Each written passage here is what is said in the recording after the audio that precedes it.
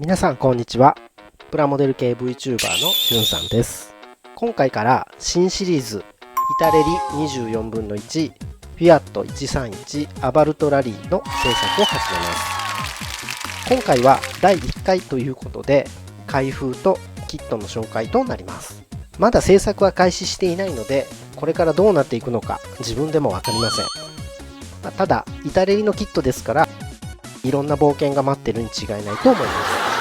ということでこの制作もいつも通り少しずつ進んでいくスタイルになりますので、チャンネル登録がお済みでない方ぜひ登録をしてゆっくりのんびりお付き合いいただけると幸いです。それでは本編をどうぞ。はい、それでは箱の外観を見ていきたいと思います。箱の上面はスノーを疾走する姿が描かれていてめちゃくちゃかっこいいですね。はい、側面です。イタレリのマークが書いてあります。ナンバーは3662です。で、マシンのイラストが描かれています。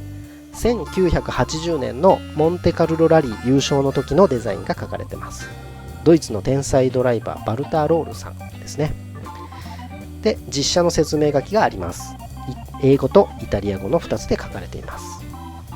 で、反対側の側面はこんな感じです。キットの全長が書かれていて、そういえば以前制作したカウンタックにも書かれてた気がします。輸入元は安心のプラッツ様。ルノー3区とランチアデルタもラインナップされていて、これもめちゃくちゃかっこいいですね。いつか作りたいです。それでは箱を開けていこうと思います。まず最初に目に入ってくるのはこの大きな説明書です。イタレリのオリジナル版とプラッツの日本語版の2つが入っています。これ説明書でかいですよね。同じイタレリのカウンタックの説明書と比べてみます。こんな感じで大きさの違いが分かっていただけるかと思います。製品番号はフィアットが3662、カウンタックが3683、フィアットの方が先に製造されてるみたいですね。はい、説明書に目を通していきたいと思います。表紙は131の歴史や戦績の説明書が6カ国で書かれています。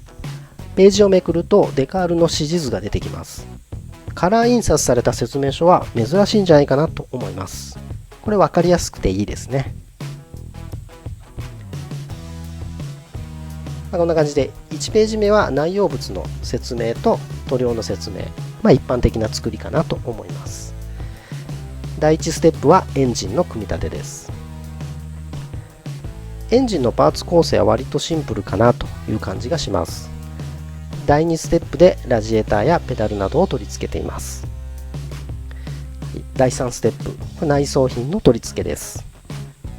割とあっさりした印象があります。で、第4ステップ、ここは塗り分けとかデカールがすごい細かいのでちょっと難所になるのかもしれないですね。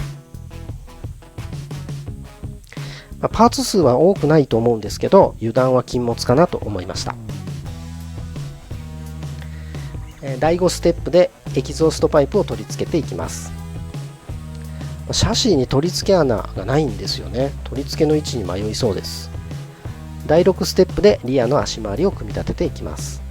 細かく再現されているのでこれすごく楽しみですね。第7ステップは引き続きリアの足回りです。エキゾーストパイプと干渉しないように組み立てるのは難しそうですね。第8ステップでフロントホイールの組み立てで、第9ステップでフロントの足回りを組み立ててホイールも取り付け、第10ステップでロールバーを取り付けていきます。11ステップで外装品クリアパーツを取り付けていきます。クリアパーツの数も思ったほどは多くなかったです。12ステップ、これが最後の工程になりますが、外装品をすべて取り付けてシャシーと合体、これで完成となります。全部で12ステップですが難所がいくつかありそうですね。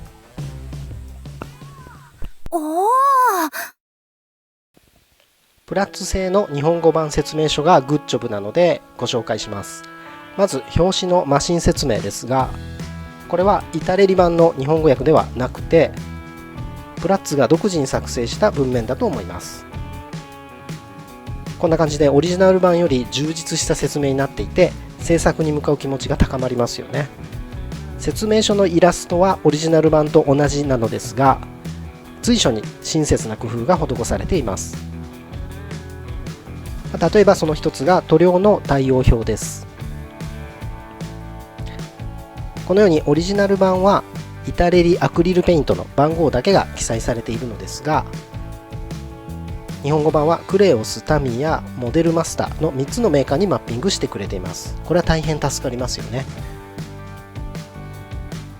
あとここの説明もオリジナル版にはなかったかと思います。このように説明書の中に出てくる記号の説明も解説を入れています。ありがたいですね。解説だけでなく分かりづらそうなところには独自の注釈も入れてくれています。ここなんてこの説明がなかったらかなり辛かったと思います。そもそも焼き止めっていうのを今日初めて知りました。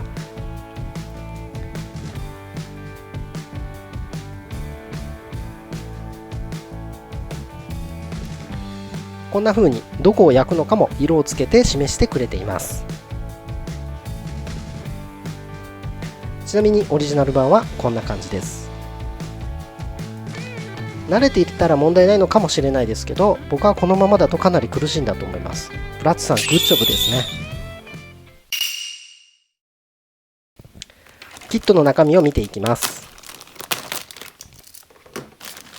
イタレリのカーモデルはだいたい1つのパックに列煙ランナーが入っています。これエコですね。ボディから見ていきます。一応全長と全幅を測っておきます。全長は 17.4 センチ、全幅はだいたい 6.5 センチぐらいですかね。はい、こんな感じでパーティングラインやバリを確認します。こういった継ぎ目にはパーティングラインが残ってますね。カーモデルのボディならだいたい同じですが、こういったところにラインが残っています。フロントもこういうところにしっかり下地を処理をしていきたいと思います。両サイドとも同じですね。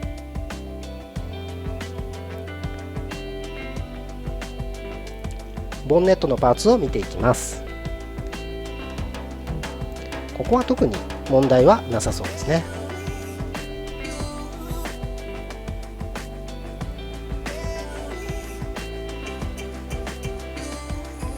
シャシーを見ていきます。結構押し出しピンの跡が残っています。この辺は処理をしっかりしていきたいと思います。この辺りも修正が必要みたいですね。はい、C ランナーを見ていきます。形成色はシルバーで、主にエンジンや足回りのパーツが入っています。リアサスは一般車の131が固定軸などに対して、アバルトラリーは独立懸崖に変更されています。よく再現されてますね。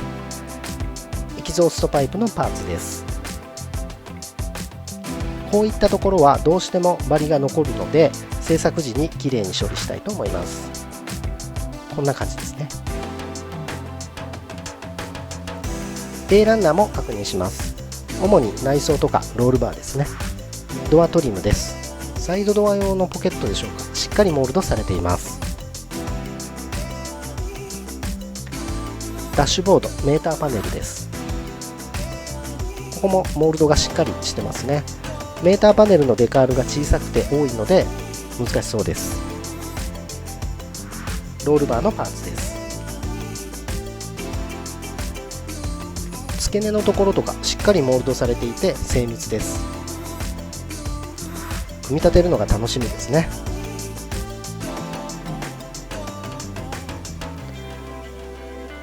クリアパーツの状態を見ておきます。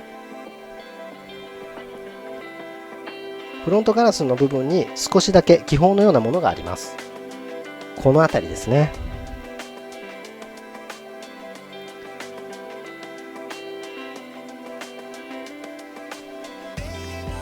他の部分は大したことなさそうで安心です。透明度が高くて綺麗なクリアパーツですね。ライトのパーツも細かくモールドが施されています。衝撃を受けたのはこのタイヤです。ここ見てください。はい、お分かりいただけますでしょうか。これですね、かなりめり込んでますね。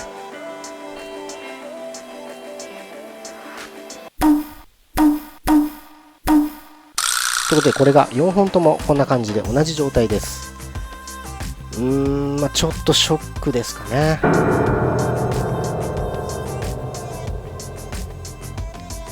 はい、ということで今回の動画はここまでになります。今回こそパーツをなくさないようにしっかり保存しておこうと思います。次回から早速エンジンの仮組み塗装を行っていこうと思います。ということで最後までご視聴いただきありがとうございました。また次の動画でお会いしましょう。バイバイ。